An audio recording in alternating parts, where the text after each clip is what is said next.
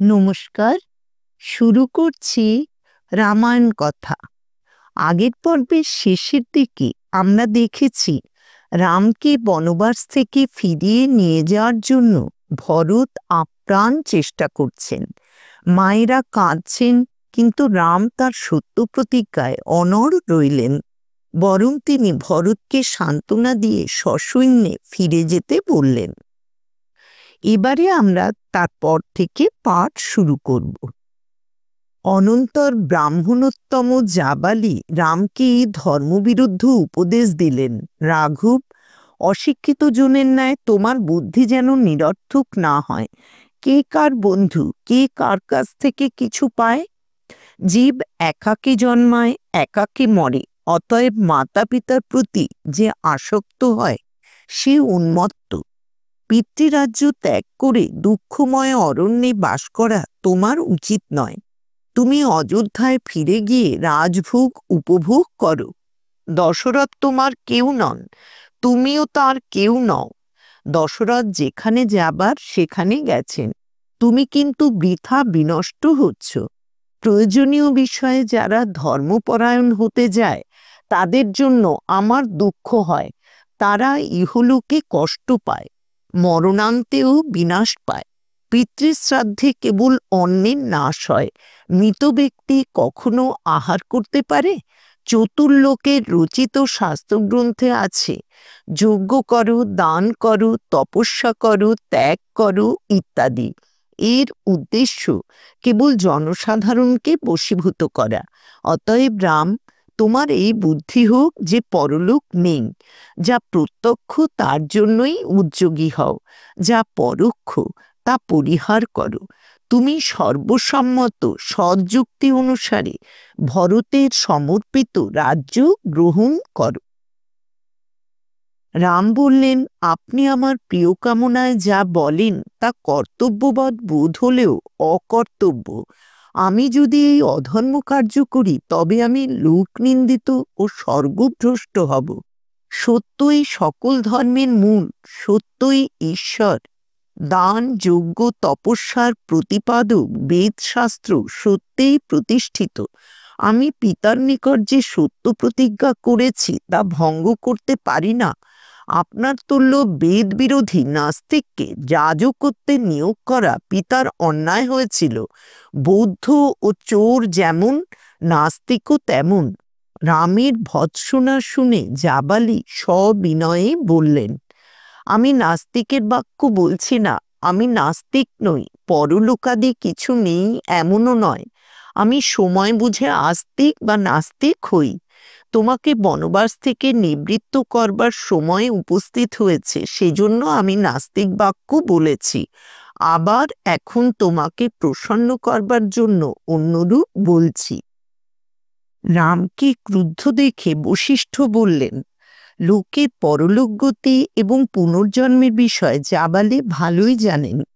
কেবল তোমাকে প্রতিনিবৃত্ত করবার জন্য ওই সকল কথা বলেছেন। এখন আমি লোকোৎপত্তির কথা বলছি, শোনো। বশিষ্ঠ সলিলময় পৃথিবীর সৃষ্টি থেকে আরম্ভ করে ব্রহ্মা, মরীচি, কশ্যপ, বিবস্বান, মনু প্রভৃতি ক্রমে সমস্ত ইক্ষ্বাকু বংশ কীর্তন করলেন এবং পরিশেষে বললেন, ইক্ষ্বাকু বংশে জ্যেষ্ঠই রাজা হয়ে থাকেন।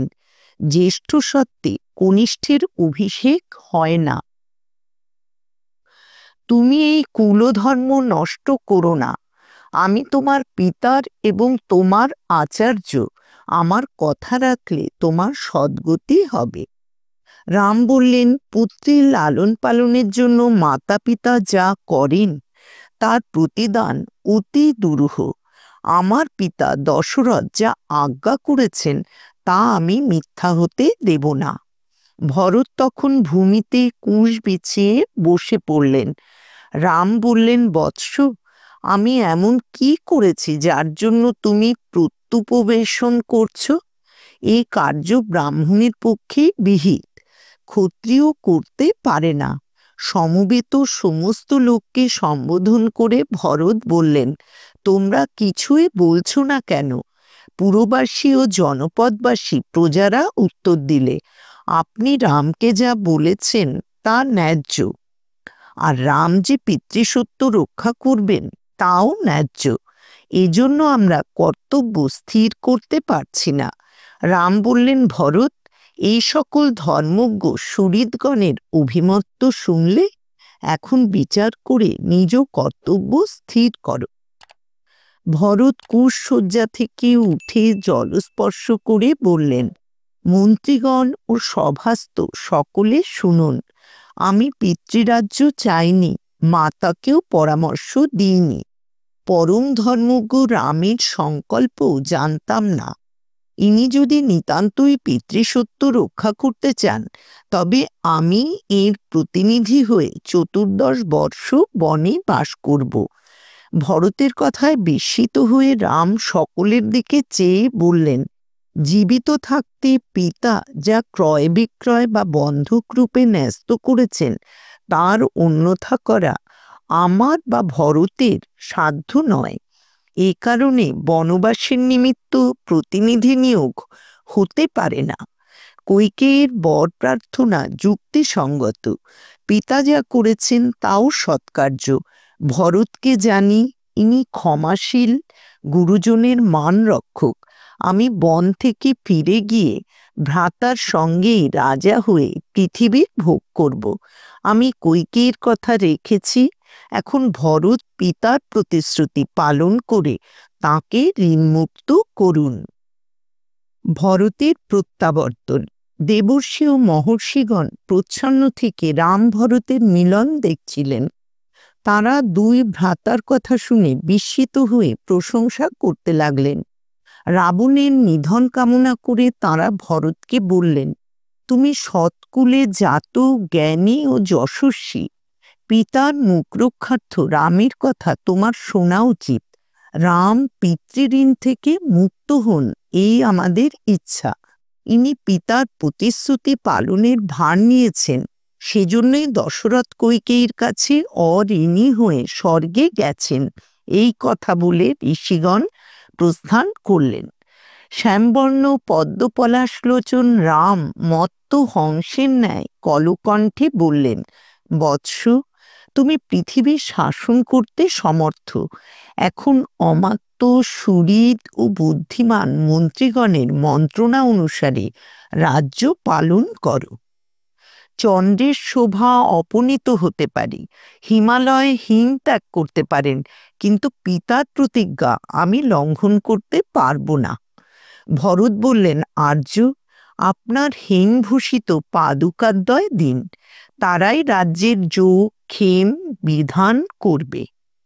আমি জটাচিরধারী ফলমূলাসী হয়ে আপনার প্রতীক্ষায় 14 বর্ষ নগরের বাইরে বাস করব। সমস্ত রাজকার্য আপনার পাদুকাকে নিবেদন করে সম্পাদন করব। 14 বর্ষ সম্পূর্ণ হলে যদি আপনাকে না দেখি, তবে হুতাসনে প্রবেশ করব। ভরত শত্রুঘ্নকে আলিঙ্গন করে রাম বললেন, তাই হবে। আমার আর সীতার শপথ, তুমি মাতা কৈকেয়ীর উপর রুষ্ট থেকো না। সেই অলঙ্কৃত উজ্জ্বল পাদুকাদ্বয় এক উত্তম হস্তির মস্তকে স্থাপন করে ভরত রামকে প্রদক্ষিণ করলেন। গুরুজনকে প্রণাম করে রাম মন্ত্রীগণ, প্রজাগণ ও ভ্রাতৃদ্বয়কে বিদায় দিলেন। মাতৃগণ বাষ্পাকুল কণ্ঠে কিছুই বলতে পারলেন না। রাম তাদের অভিবাদন করে সরোদনে কুটিরে প্রবেশ করলেন। ভরত সদল বলে যাত্রা করলেন এবং পথিমধ্যে ভরদ্বাজকে সকল বৃত্তান্ত জানিয়ে শৃঙ্গবেরপুর হয়ে অযোধ্যায় উপস্থিত হলেন। ভরতের রথ স্নিগ্ধ গম্ভীর রবে অযোধ্যায় প্রবেশ করলে তিনি দেখলেন বিড়াল ও পেচক বিচরণ করছে। সমস্ত গৃহদ্বার বন্ধ। তিমিরাচ্ছন্ন নিশার ন্যায় নগর নিষ্প্রভ হয়ে আছে। মাতৃগণকে রাজভবনে রেখে ভরত বশিষ্ঠাদিকে বললেন, আমি নন্দীগ্রামে বাস করব, রামের বিরহ সেইখানেই ভোগ করব এবং রাজ্য প্রত্যর্পণের নিমিত্ত প্রতীক্ষায় থাকব। বশিষ্ঠ ও মন্ত্রীগণ অনুমোদন করলে ভরত রথারোহণে নন্দীগ্রামে যাত্রা করলেন।